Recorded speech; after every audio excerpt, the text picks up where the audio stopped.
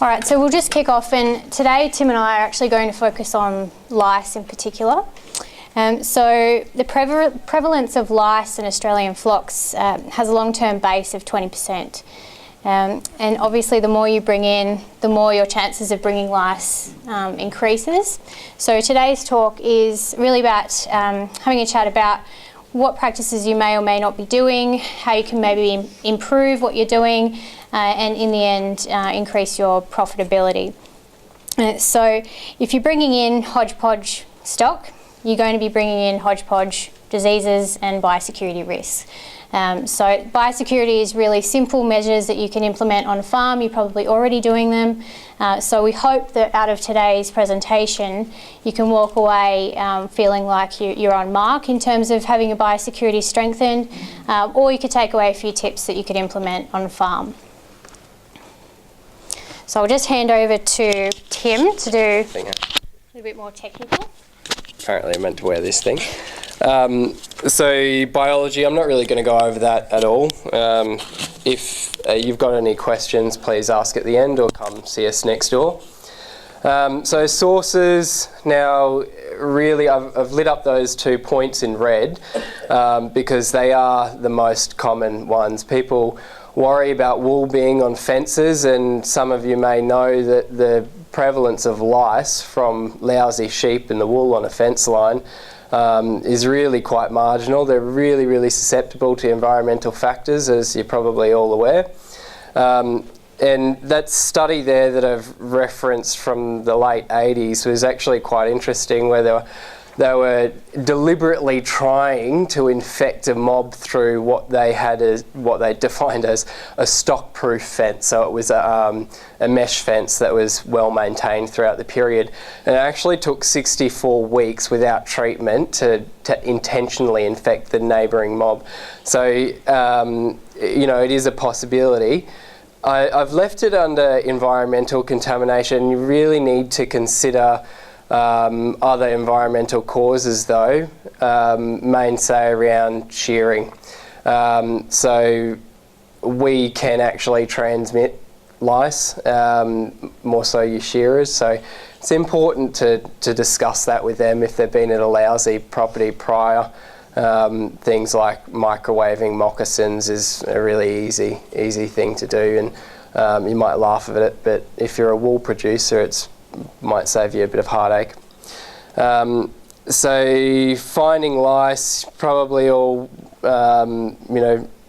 well practiced in it, but keep in mind that the lice are not evenly distributed across the body. In longer wool, it's going to be along the sides. If they've got sort of less than 3 months of wool, underneath the neck is a better place to look. So sort of what Sandy was talking about earlier today, looking at this profit-focused approach to farming, or profit-focused attitudes. Putting it into perspective, you can see on this graph, this is actually MLA data done by a group of pretty smart old blokes. Holmes and Sackett were two involved in that.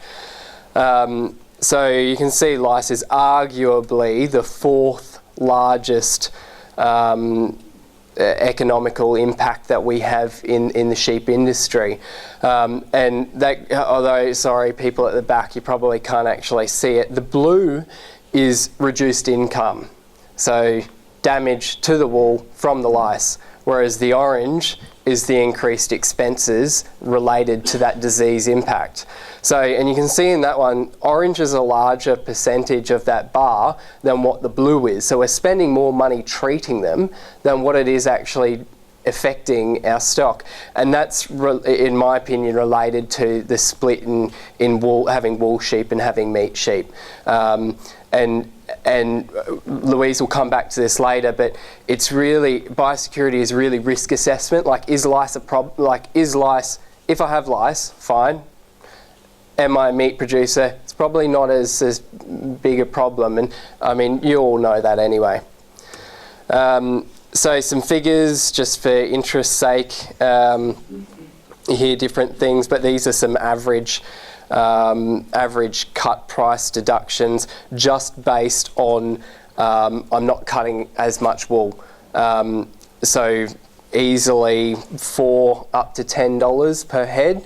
The $3 to $4 mark is a light infestation, whereas 10 is more severe. And look, $12 is certainly not unheard of in severely lousy sheep. And that's, that's looking at your finer wools, but even through to larger microns, it can have a significant effect. So that's not, taking into consideration that line where I've written, reduction in tensile strength or discoloration or cockle of the hide, fly strike predisposition. Then some costs for eradication. So say you've got it, you're a bit concerned, you want to clean it up.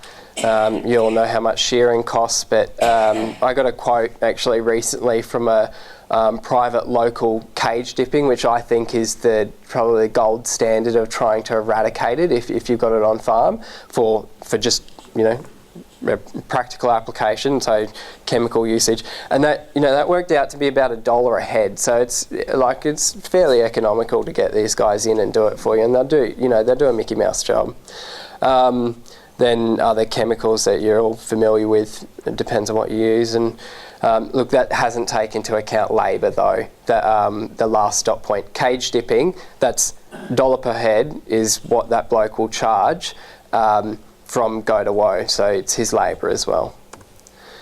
So biosecurity, the costs and benefits, I'm not going to go through these. Louise will sort of talk about these, but when you read through that list, you're probably thinking, oh yeah, I already do half of these, and how much does it cost you? Nothing. So really quite important, and you just have to pick which ones you think are appropriate for your farm, what diseases you're concerned with, and apply them. If you've got any concern, or say you don't understand something on the NSHS is National Sheep Health Statement, so the voluntary document that you can ask for when you buy stock, and you should probably always ask for that, because it doesn't cost you anything, and it gives you a bit of information. And if you're particularly looking for a disease you're concerned about, that'll give you some background. And if there's anything on there you don't really understand, that's what we're here for. So come talk to us about it. All right, I'll hand over to Louise now.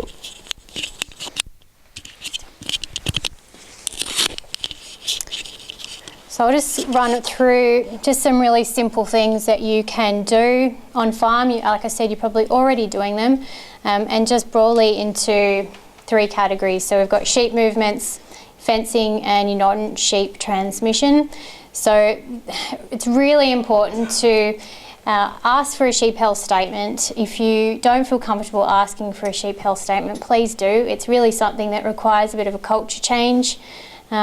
If you don't know what you're bringing in, then you don't know what problems are going to start on farm. So it's a fantastic document. Your agent, fellow producers will have it. It's online. Even just have a look if you wanted to on farm at home, and run through the checklist that's on there. It's a really good assurance for you to run through, just to know that you are up to industry standard for the health and the welfare of your animals. Next is a vendor declaration. This will obviously have all of your traceability numbers and documents that you need there. And then in terms of quarantining, we've got here 6 months. So Tim mentioned that biosecurity is really just a risk assessment, and you need to assess whether lice in particular is a really big concern for you. Do you really want to eradicate it?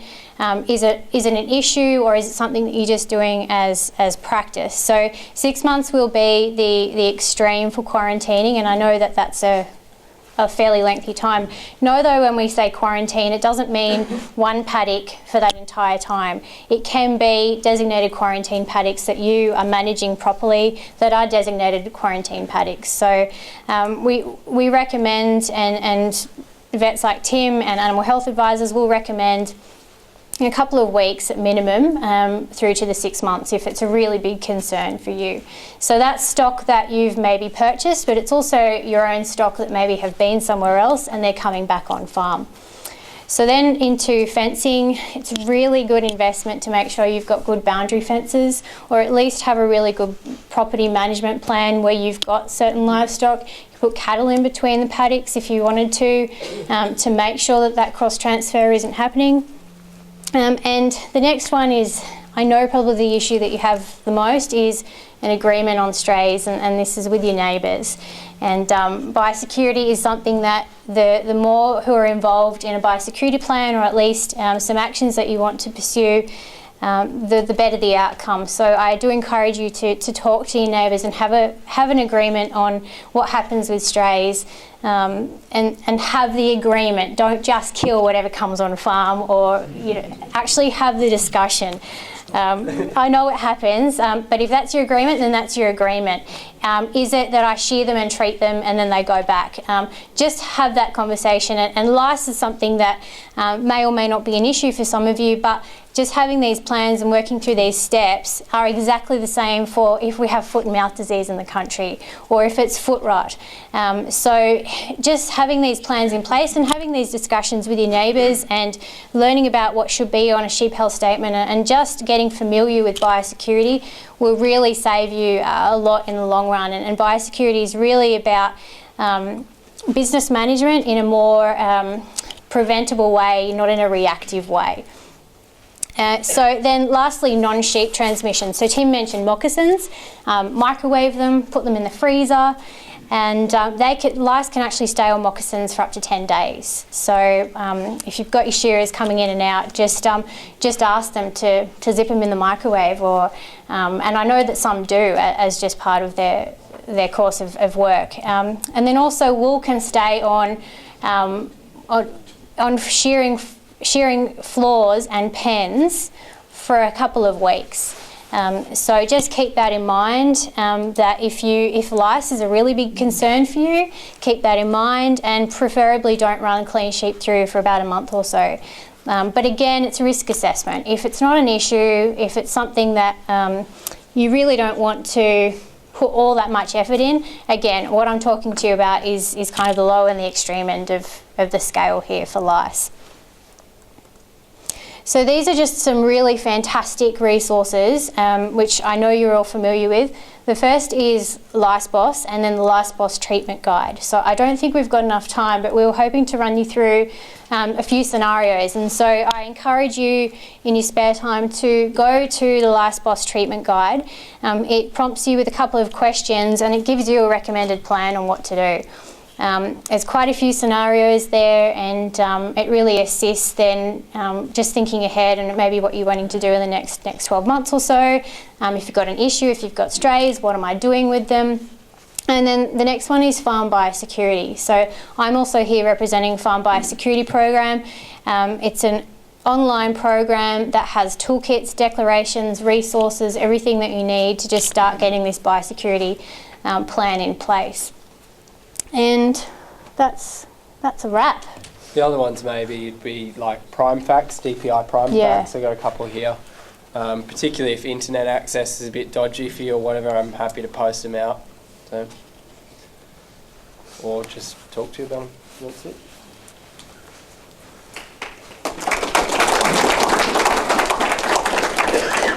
Okay, we've probably got time for one quick question.